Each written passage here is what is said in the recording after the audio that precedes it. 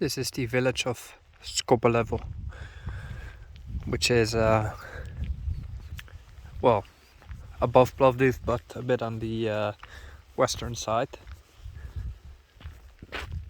It's very remote. It took like an hour to get up here, 15 kilometers from the sea level, let's say, and really far up.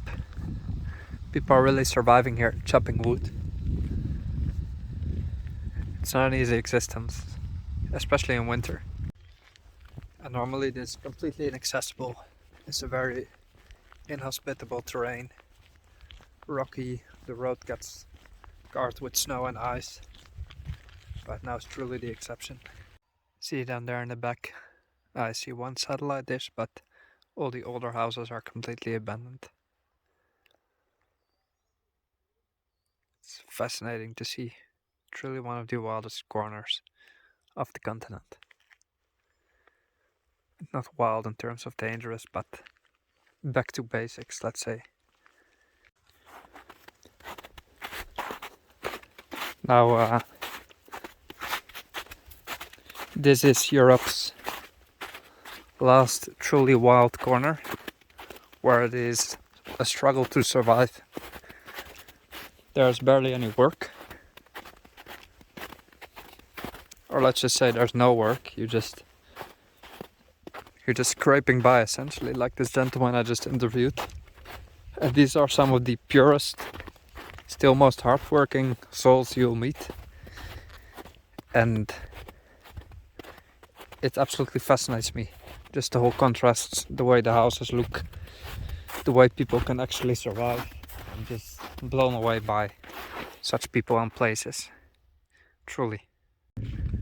The thing that also fascinates me is just the difference between these people and my life, even though I live in Sofia. My life is probably the most comfortable that's been ever lived in existence. And I seek out hardships, like I seek out adventures to escape the comfort, let's say. Because comfort makes you weak, in a sense. It's like you're in a warm bath for too long, you get slow and mellow. And sometimes you need to be shaken up a bit. And you can imagine that these people have no time for things that we worry about in the big cities. They don't have time to get offended by anything, let's say. Things that are currently going on in Western Europe. Especially where there's a lot of things you cannot say or discuss because you might offend someone. Like, yeah, that's not a thing here. People are too busy chopping wood to be offended. They're too busy lighting fires, making soup, to be concerned by how anyone thinks about them at all. It's a different universe. And in a sense, that keeps people on their toes. And I'm not glorifying their existence because it's very rough. But I don't know, it somehow still makes them some of the purest souls that I've met always. You can look straight into their eyes. You can film or picture whatever you want.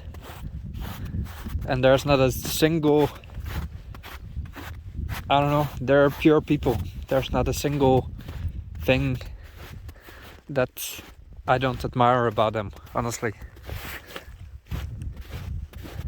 It's just a different universe.